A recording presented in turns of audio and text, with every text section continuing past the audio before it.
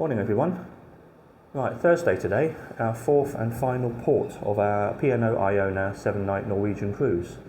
So this is the city of Haugesund. So Haugesund is quite a modern city compared to the other ports that we visited this week. It's the home of the Viking kings, and apparently the King Harald Fairhead is known to be buried here. The national monument is built just outside the city, somewhere in that region. We might take a walk down there and have a look at the national monument. It's about a 45-minute walk. We'll see how the day plans out. But the aim of today is to probably head down the town area, which I believe is probably around that area behind that industrial unit. There's a bridge over there which we need to cross. It's about a 20-minute walk from here. So this port is actually nestled on an island. So we're currently on Island Risso, or Rissoi, however you pronounce it.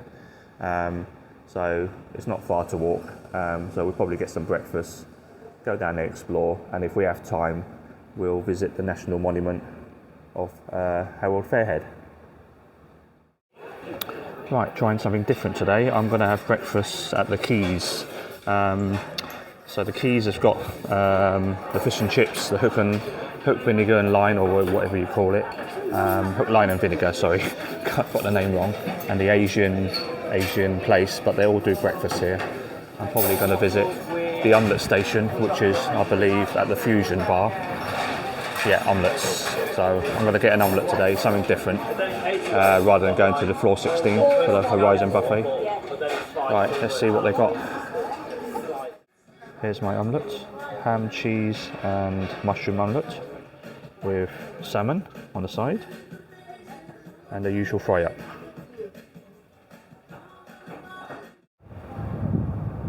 Right, just disembarked the ship. We're going to head down into the town, which is along this route here, behind this blue industrial estate. There's apparently a bridge that we can walk across, about a 20-minute walk from here. Right, I'm going to catch up with them and we'll see you later. A seaplane. Not seen a seaplane close up like this before.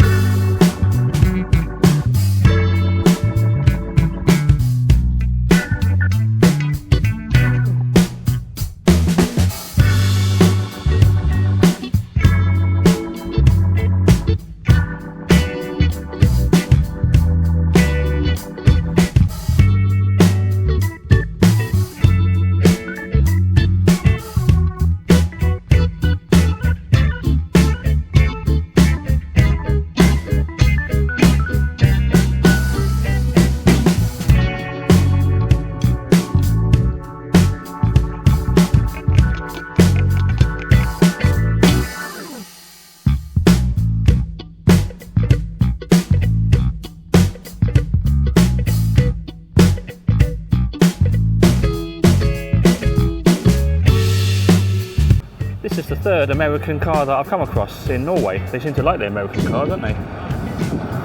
What's this one then? Cadillac. Yeah, I know this one. That's the only one I know, to be honest. Cadillac and what's the other one? Mustangs, isn't it? Yeah, they're famous for. Yeah, lovely Cadillac. Don't know. This must be what, 70s?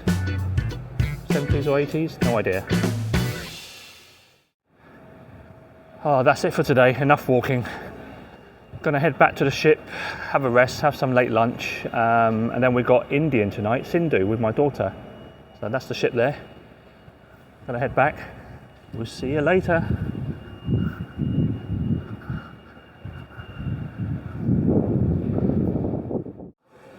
Right behind me is Sindhu. I'll be popping over to have dinner tonight with my daughter. Can't wait. Let's go. So we just arrived at Sindhu, giving a starter. Papadons with a variety of sauces. I've ordered a lobster platter with chicken and beef curry. My daughter has ordered a red chicken curry. Starters, we've ordered puff bread or naan bread or something. And I've ordered crab meat. So let's wait and see what turns up. Drinks have turned up. So my daughter's ordered a martini vodka cocktail of some sort. I've got non-alcoholic mojito, I think it is. Starters turned up, so I've got a crab starter. Looks beautiful. Daughter's got puffed. What is it, Rachel? What's it called? Puffed bread or some sort. Something bite. Puffed bites with some sweet fillings in the middle. Yeah, it looks good. Alright, let's get ready to tuck in. Oh my god, look what's turned up. This is mine. This is the Sindhu platter. Look at that. It's got beef, I've got duck, and I've got a lobster. That's the first time I had a lobster and an Indian curry. That looks fantastic. These are all the compliments. Pillar rice, dal, vegetables, and naan bread. My daughter's ordered chicken curry, red chicken curry, but it comes with noodles. That's a first. Nice. Can't wait to dig into that lobster. Right, I'm going to dig into this feast. I'm going to go for the lobster. See what that tastes like. Looks delicious. Bit of the lobster, bit of sauce.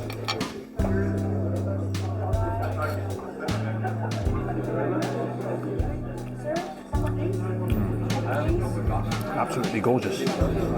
Lovely lobster. It's not spicy, it's got a really, really nice cream sauce to it. In fact, the whole meal is not spicy at all. It's got a lot of herbs and spices, but not hot, as in, you know, hot and spicy. Just spiced with a nice flavour to it. Really delicious. Oh, I've completely cleared my plate. That was delicious. That lobster's to die for. I probably could eat the shell. Done pretty well actually. The rice is finished, naan bread's finished, just a few dal left over, a few vegetables. Daughter's cleaned out her plate, so that tells me it had a good seal of approval from her as well. Yeah, lovely. Right, we're heading into the clubhouse this evening. There's a live bar, live music, live band playing. So let's go and have a look.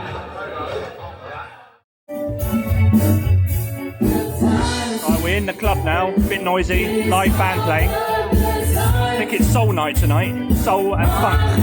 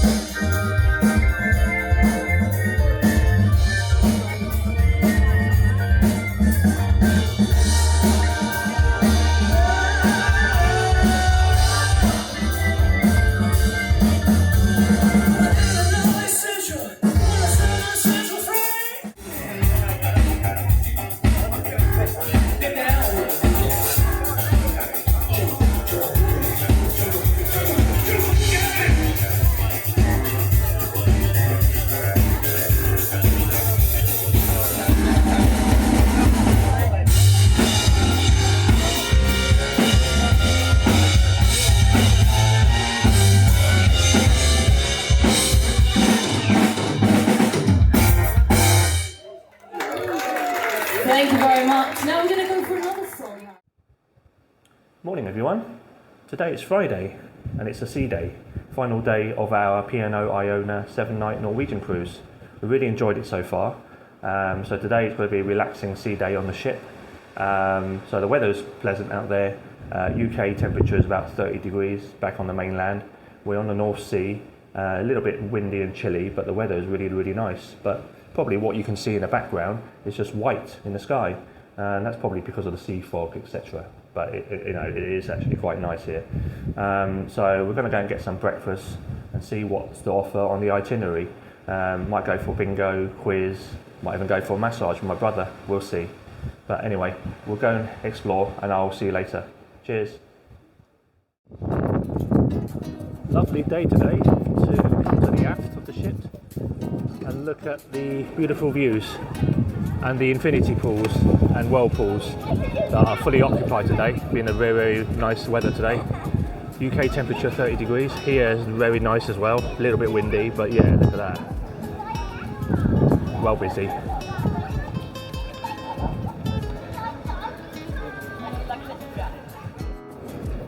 So here we are on deck 18, the Beach Kuma Pool and Bar Lounge for adults only, so for peace and quiet. Has its own individual, separate pool to the rest of the public area. So that area down there, the Beach Kuma Pool and Bar, adults only, quite exclusive, a little bit much more quieter than the public pool area that we were earlier. Really, really windy up here, but down there it's fine. Very nice.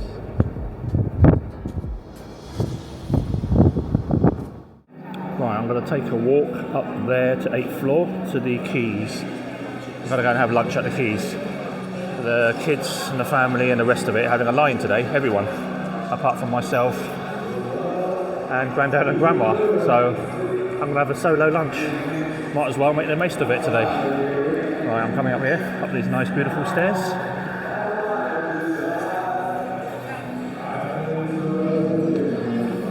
8th floor, looking down. Nice. Right, the Quays is down there, past Sindhu, which I was there last night. That was a lovely meal last night. That's the Quays seating area, all the way from here, all the way down to the bottom. So I'm going to go and get a burger and chips. I'll be boring today. Lovely jubbly, look at that. That's a good looking tasty burger. Sin City burger with cheese, melted cheese, chips and a corn. Right, let's dig in. Last day on the ship, it's a sea day, so they've gone shopping. We've actually looked at the photo hub. We've bought a few photos from the celebration night the other night. The rest are in this shop somewhere, in a duty-free shop, looking at perfume.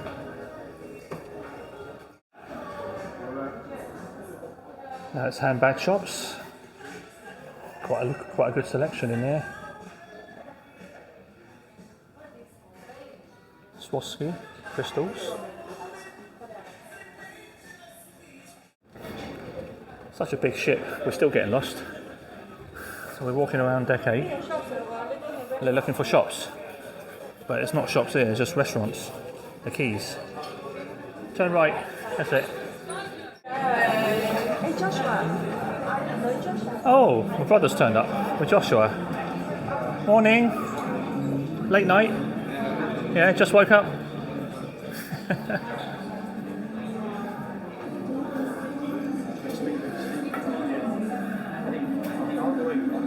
Was it sweets for dinner, is it, Josh? Yeah.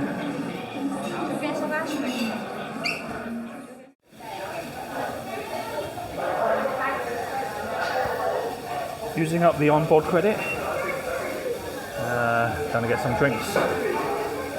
We didn't go for the drinks package, by the way. It wasn't worth it when we worked it out. So we're just using the onboard credit, which we had 150 quid off. And then, pay individually for the rest. Worked out not too bad.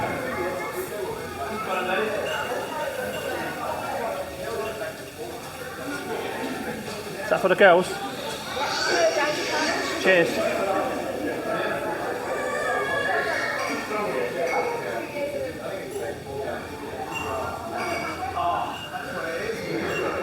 That'll sort them out, keep them happy for now. Right guys, now we're spending the last day at sea, enjoying a drink. I thought I'd do a quick review of Sindhu, Indian restaurant, last night. What do we think about it? So it's different to the UK curry houses. It's quite a contemporary style. So a lot of the dishes that we had, you don't really, I've not come across in the curry houses back in the UK. So we really enjoyed it. The starter, I had a crab. That was really nice. It's a cold starter. My daughter had a puff, some sort of crispy puff with some potatoes and spices. That was quite nice. I had a few of those as well. Main course, as you saw from my pictures earlier, I had the platter. That was to die for. You know, you had a selection of lobster, beef, and the duck. The only slight disappointment was I asked for medium duck, but it came out well done. But it wasn't too bad. It wasn't chewy at all, actually. So, you know, I won't give it a thumbs down. I'll give it a neutral for that. But generally speaking, the food quality is really, really nice. Daughter had a red chicken curry with noodles. That's quite unusual. But we did have complimentary side dishes like dal, vegetable curry, and naan bread, and a pill of rice.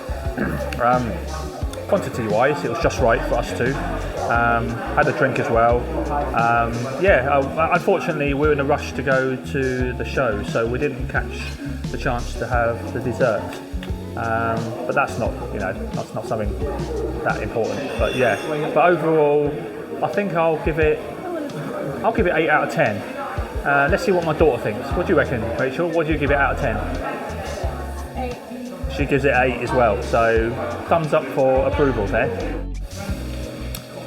Okay, so in terms of these speciality restaurants, it's worth booking ahead online. Because they do fill up quickly, and also it turns out to be more expensive if you book it on the ship afterwards.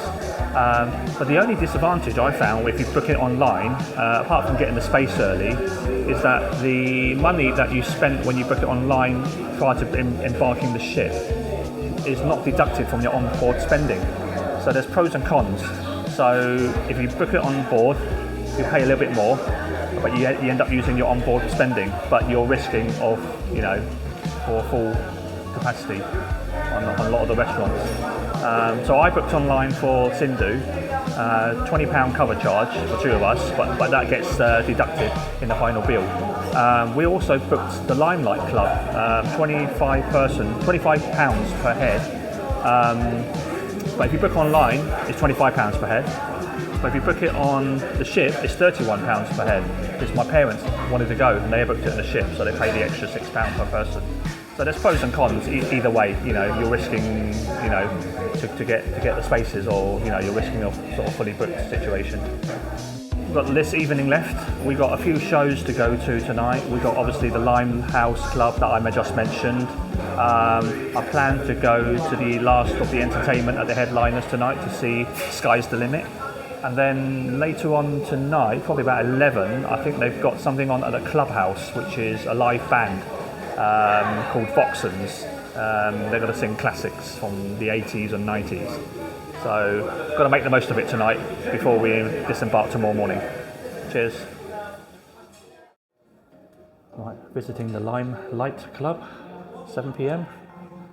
We booked this in advance, so let's have a look. Have a sneak preview inside. 佢一定要分開張台啊！邊個話㗎？你阿奶奶唔知啊，我妹唔嚟啊，今日。Click in there. Right, got to check in now. Let's head in. Good evening, everyone. Good evening. And welcome to the Limelight Club. My name is Flick, and I'm your hostess with the mostess tonight. Have you all had a nice day at sea today? In the sunshine. What a glorious day for it, hey? I hope you had a nice relaxation, because I know what it's like. After 4 port days, you don't realise how much it knackers you out a bit. It's nice to just take a bit of time. Now, has anyone been to the Limelight Club before? Well, a few of you have, but quite a lot of shaking of heads. Has it been anyone's first cruise? Yes. Have you enjoyed it? Good, I'm glad. Glad you've enjoyed it so far. Now I'm going to let you know how tonight's going to work. Now at 9 o'clock tonight, we've got the fabulous Jamie Hensley. Now, if you haven't seen Jamie before, let me remind you about him so you know what he's been known for. Back in the day in 2012, he was on a little show called The X Factor. And he was in a boy band called Union J. But since then, he's gone solo. He's been in the musical theatre world a bit as well. But tonight, he's here for us in the Limelight Club. We've had him on all week. It's his final show of the week, so I can tell you for certain, you're in for an absolute treat tonight. Do lots of show tunes and other songs as well, ones that you all know. So have a sing along, have a bit of fun this evening. Right, let's have a look at the menu for tonight on the Limelight Club. See what I fancy. So here are the starters, mains, and dessert. And over here we have the drinks menu.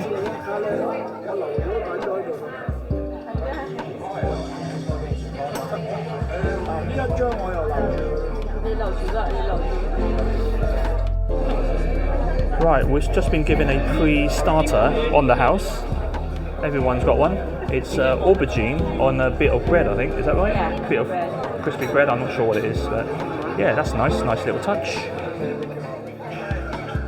What we have here is our starter. So this is the mojito cured salmon. Moving across, we have king oyster mushroom scallops, and then finally over here we have honey glazed black ham hock.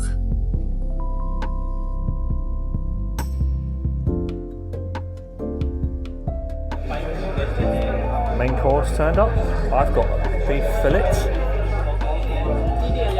Parents have got sea bass. That looks nice. Sea bass. The wife's got a lamb shank. It's lovely. Yeah. Rachel's got sea bass as well, hasn't she? That's not right yet.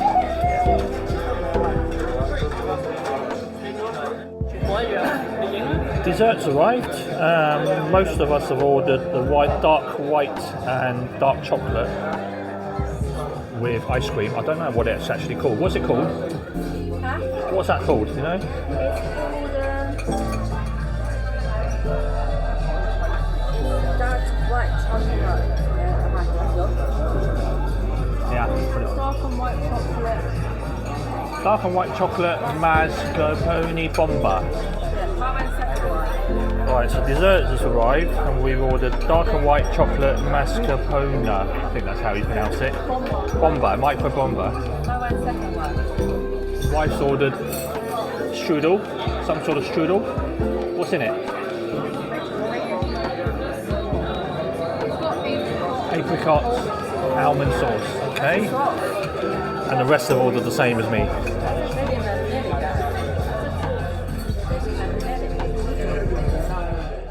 Feeling good, Limelight? Come on, you can be louder than that. Are you feeling good? Lovely.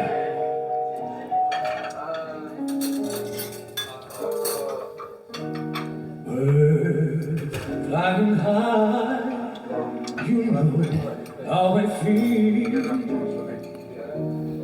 Sun in the sky, you know how I feel. A breeze drifting on by, you know how I feel. It's a new dawn, it's a new day, it's a new life for me. And I'm feeling good. I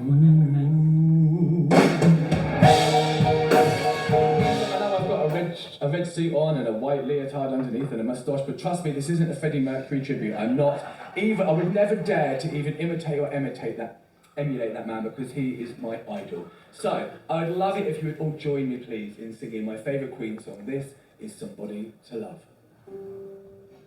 Can anybody find me somebody to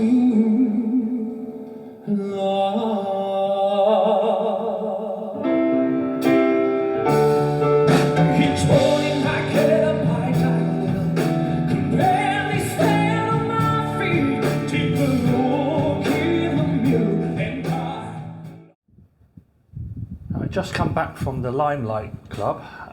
We watched Jamie Hasley perform. It was a really good show. He's a great singer. We had a nice 3-course meal. Lovely meal. One of the best meals so far of this cruise. Obviously, because you pay for it, so you get the first class treatment. Really enjoyed it. We just got back into our balcony. You can see it's dark at the back there. We think we're passing Dover at the moment. We're just packing up and then probably head down to see the final show at the clubhouse where they got Voxens playing. They're going to do 80s and 90s classic. So yeah, let's head down there for the last show of this evening before we call it a day.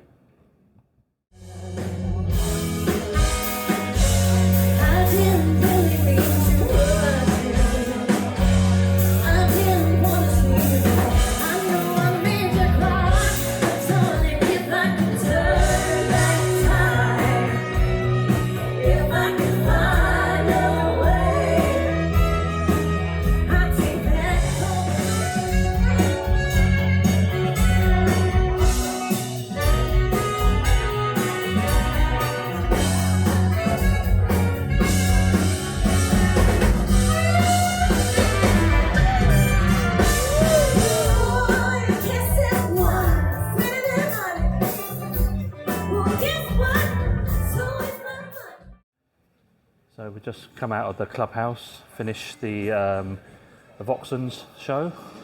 Was quite good. They sang quite a few classics from the 80s and 90s. So call it a night now. We've got to go up. I think the missus has finished packing. Probably take a shower and then take a good night's rest. And then we've got to get up early tomorrow. 8 o'clock we've got to leave the cabin. So yeah, good night everybody. Good morning everyone. Saturday morning, Southampton. Our final destination, Disembarkation Day. Miserable and gloomy today, look at that.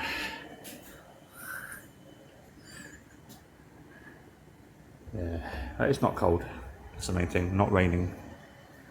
Right, we've all packed. 8 o'clock, we've got to leave the cabin.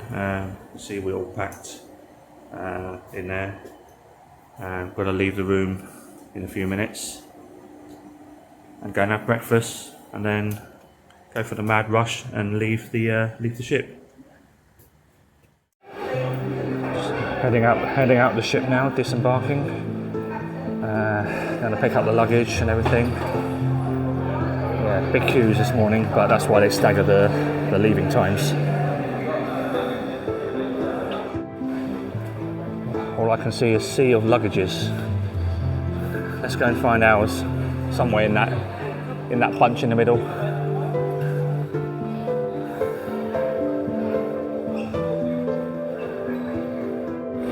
Right, we left the ship. They're waiting for us down there with the luggage. I'm going to pick up my car from the town centre. 15-minute walk. Let's have a little nice walk down there. Bye bye Iona, so long.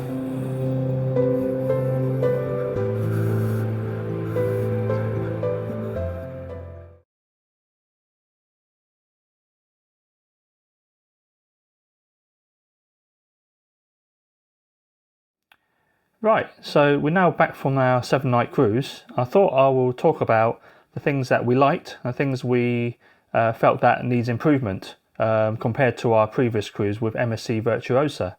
So I'll start with the pros, the good things. The shows, the entertainment. It's a bit of a split decision actually. I thought the entertainment was okay. I'm not fussed really. Virtuosa had a bit more variety from what my grandparents were saying, but I felt both were just as good, but their target audience was slightly different on both ships. My daughters thought entertainment was better than Virtuosa. It was more targeted towards their sort of age group, whereas my parents thought the Virtuosa show was had a bit more variety and suits their taste better. So it's probably a split decision. I wouldn't say either was bad, but it just depends, what type of show suits the target audience at the end of the day. The other things are entertainment. Clubhouse. I thought Clubhouse live entertainment was brilliant. You know, the live bands they had there were excellent. You know, I think that's probably has it over Virtuosa. You know, the live band performances were great. And it wasn't just one live band. There was there was other stuff. There was jazz bar. Although I never went to the jazz bar, the 710 Club, but I heard it was pretty good. I saw the Voxens.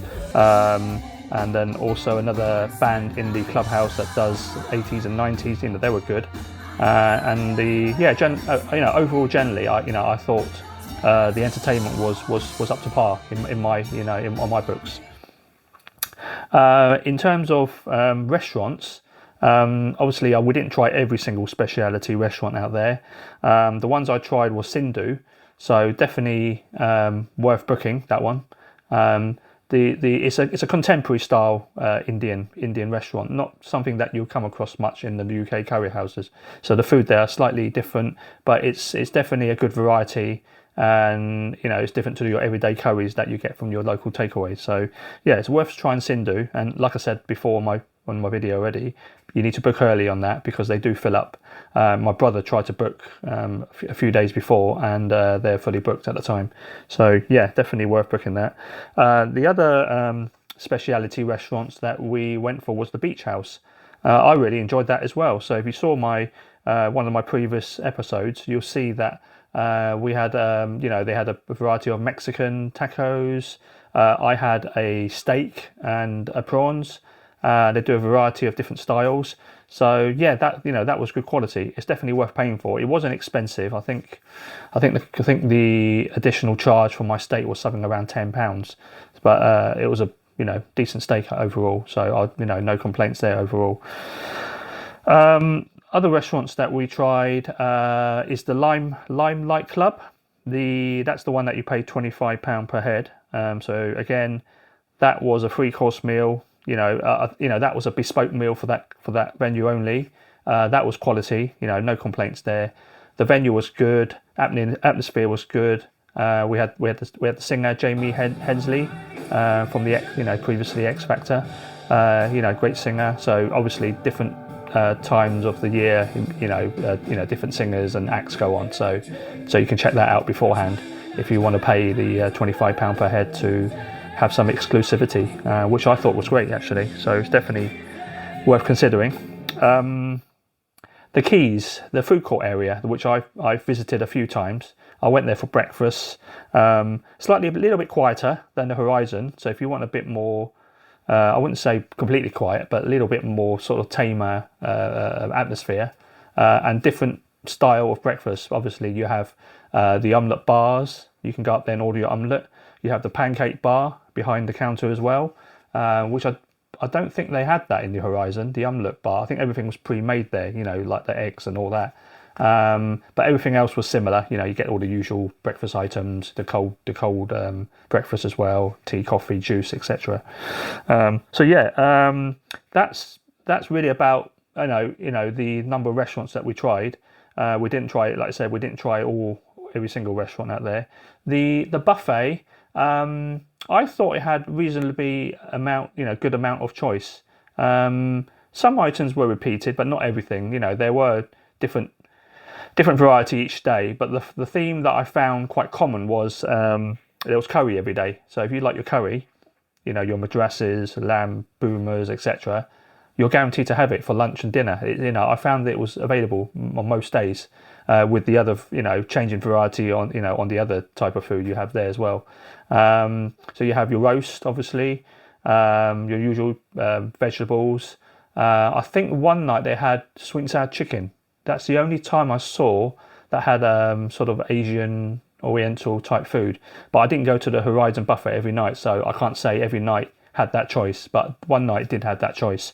But when you compare that to MSC Virtuosa, my parents thought they had, the Virtuosa had better choice and the quality was better. I would agree with him in some part. The choice was definitely a lot more on MSC Virtuosa, but I think the quality, it wasn't any better, very similar. But the quality on P&O, if you pay for the speciality restaurant, was definitely better in my view. So it's pros and cons. You know, it's not going to be perfect for every ship that you go on. Every ship's got to have, you know, the good and the bad. But you know, I've only been on 2 ships, so I can't give a comparison of all the other, you know, cruise liners out there. So we talk about the rooms. So obviously you see from my you know, the videos that I've been doing, we stayed on the extended balcony room on the corner of where the you know, where the actual ship sticks out. So there's a few rooms with that extra balcony space. Now we enjoyed the space. You know, you can walk around and, you know, chill out and look at the views. You know, you have a good open view area. But like I said, the only downside is, you know, it's not much privacy when you walk out to the balcony. You know, you're on show, everyone can see you, but that didn't bother me, to be honest. You know, I wasn't standing there, you know, for a long time. You know, if I wanted to go out and have a look at a view, I'd just go out there for a few minutes, walk back in, or maybe sit further back in the balcony to stay in a private situation. But yeah, if you want the extra space with no extra charge for the room, then definitely consider it. So yeah, I have no complaints with that at all.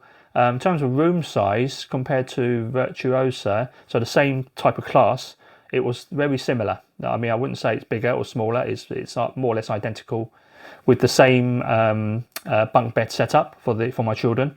So where the sofa was, you know, there's a bed that folds down from the ceiling, and then the sofa turns into another bed. So it's exactly the same setup as MSC Virtuosa. The shower was great, no complaints there. Plenty of storage. You know, had the fridge, freezer, plenty of free movies on the TV. Not that I've, you know, watched many movies at all. We probably watched a couple, I think. That was it. So yeah, so that was the room. The other thing, the pools and jacuzzi. So I mentioned this before. The ship has plenty of jacuzzis around the entire circumference of the ship. So everywhere you walk, there's a little jacuzzi. So it's spread out all over the ship, and you know, and you've got the infinity pools at the back. You've got the adults area main pool, the beachcomber, I think it's called.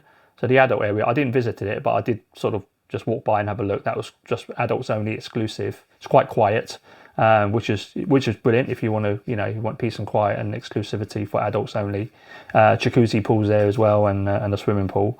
So that was good. Obviously you have the Sky Dome where the main pool was. That was busy most days, and they also did shows there, which we thought was great. It was a bit echoey, some of the performances we saw, but we didn't really stay for any shows there. We just kind of passed by. Most of the shows that we watched were in the Headliners Theatre, which is where the main bands and the main, you know, acts were performing. So that's that.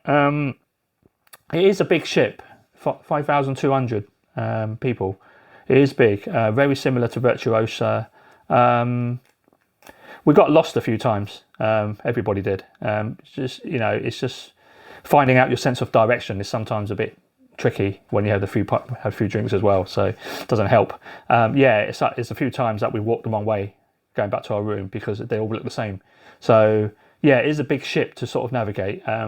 I think by the end of the week we kind of worked out where everything is, but the first few days we were getting lost. Everyone was getting lost and all sorts. But yeah, I mean, would I try a big ship again in the future? I may do. No, I mean, you know, I might. I don't know. I may try a smaller ship in the future if me and my wife go on a cruise ourselves, and just to get a comparison how it is in the future. But let's see anyway. Right, let's talk about the staff and the customer service on the ship. I think they're excellent. They're really efficient. Nothing's too much for them to ask. Their bar staff, restaurants, they're super quick, super efficient. There's no time wasted. You finish your meal, they'll tidy up, clean the table, and ready for the next lot. But you need to be. It's such a big ship, you know, with so many people. You have to work efficiently. So I think they're well trained and they've got a good work ethic. So I must praise that for P&O. Right, let's talk about the dining experience. I feel the MSC Virtuosa, you had to purchase a specific room or package to get the freedom dining. Otherwise, you have to select your time. Whereas P&O is freedom dining for everybody. So that's a big bonus for P&O. Although in some cases you still need to book via the app and wait. But in my experience so far, the wait has been less than 20 minutes on all occasions, even though the queue of 25, 30 people. So it wasn't a long wait at all. So that's the benefit on P&O. Everything's freedom dining, which I think most people would prefer. Yeah, I think I've covered most of the pros. Let's talk about the things that I feel and we feel, collectively, that might have needed a bit more improvement when compared to the previous experience I had on MSC Virtuosa. Like I said, that's the only ship I've been on. I've been on 2 cruises. So the lifts, that's quite frustrating. The lifts on the MSC Virtuosa, you basically select the floor you want to go to. Yeah. So say you select floor 16. The system will assign a lift to go to that specific floor or a few of those floors. It doesn't stop on every floor, so it makes it much more efficient that way. But with P&O, it doesn't work like that. It's an independent lift for every single lift. So if you want to go up or down, you hit the up or down button. You wait for the next lift to arrive. You get in, but it could be stopping at every floor, and that could be annoying when the busy period, because you spent forever going. If you're down the deck 5, you want to go to deck 16. Stopping at every floor, imagine the amount of times you'd be sitting in a lift for. Whereas MSC Virtuosa, I think it halves the time with their system of the lift. So the lifts definitely, I must praise MSC Virtuosa. I wish P&O would have done that. Have that sort of lift set up. So let's talk about the decoration of the ship. It's a new ship, but it's designed for quite a conservative British kind of idea. Whereas if you went on the MSC Virtuosa ship, that was all bling and blaze and sparkly and everything. They had crystal stairs and all sorts. So if you like that, MSC Virtuosa is a brilliant ship for that. If you like that extravagant, decoration and in-your-face bling. P&O is a bit more conservative, but I'm not saying it's bad. But it has a more traditional, conservative look, to it on the inside of the ship. It's very nice. Still, I've got no complaints. I like both ships, but I'm just giving you guys an idea between the two types of ships and what sort of atmosphere that you'll be presented with. So one other thing I like to mention as well is on MSC Virtuosa, we went on the Northern Europe cruise. And it stopped at every port, and it picked up new passengers on every port. So you had a mixture of cultural, types of people on board: Italian, Russian, Dutch, etc., British. So it's quite hectic. A lot of people were checking in, disembarking every port. It made it quite hectic. But whereas P&O, we embarked in Southampton and disembarked at Southampton with the same passengers. So if you want a more of a relaxing cruise, P&O. This type of sort of venture is probably more for you. Right, let's talk about the app that you use to book restaurants, etc. Personally, I didn't find any issues booking restaurants with it. It was quite efficient. A couple of times we used it to book a restaurant, and we've been put in a queue. I don't know. One time we were like 20 odd in the queue. We thought that's going to take forever, but within 10 minutes we were next in the queue. So I found that quite efficient actually. So I had no issues with it. It worked every time.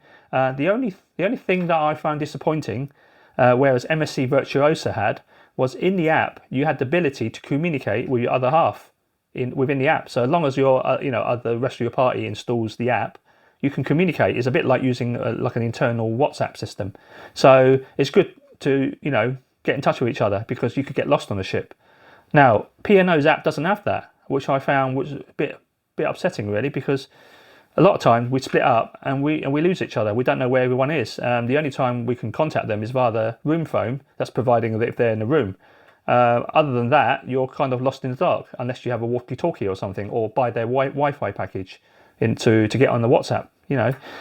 So yeah, I think if P&O can implement that, because that's only a software thing they can do over the Android app, I don't think it'll be that hard. They can definitely put that on in terms of on the app, and then that will make a massive difference to your customers. I think definitely worth thinking about it, P&O. Right, The other thing we found probably needs improvement, but you know, I won't criticise them too much on that. So the juice, you only get juices supplied during breakfast times on the juice machine.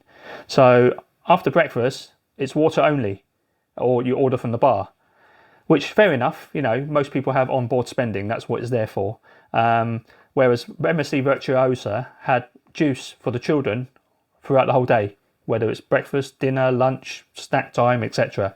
So yeah, I mean, it's something worth thinking about it, P&O. I mean, obviously we got onboard spending. I think MSC Virtuosa didn't have onboard spending, so you could say it kind of evens out in the end of the day. But yeah, I mean, you know, it's not going to be perfect on every ship. Every ship's got to be different.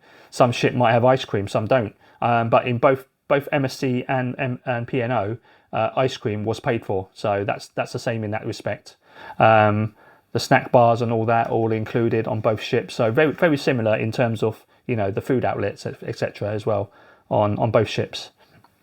The other thing I feel needs improvement as well are their information screens around the ship. So unlike MSC Virtuosa, which were interactive, so you could touch screen, select what you want, look at the menu, look at the deck plan, you know, look at the restaurant menus, etc., etc. It's all done interactively on MSC Virtuosa. Whereas P&O, you stand in there for 5 minutes waiting for the page that you want. And in most cases, it doesn't stay on that page long enough for you to read it. And then you've got to wait another 5 minutes for it to go round, you know, 10 pages before it reaches the bit you want again. So that's quite frustrating, because there could be a massive queue there, people standing there looking for the bit they want to see. I feel that, you know, they should have designed it more interactively, a touch screen. I think that'll make things a bit more efficient. Right, that's it for my P&O Iona Norwegian cruise review. I hope you guys enjoyed watching my 4-part video series. Please remember to like, share and subscribe, and I'll see you guys in the future again soon. Cheers, bye.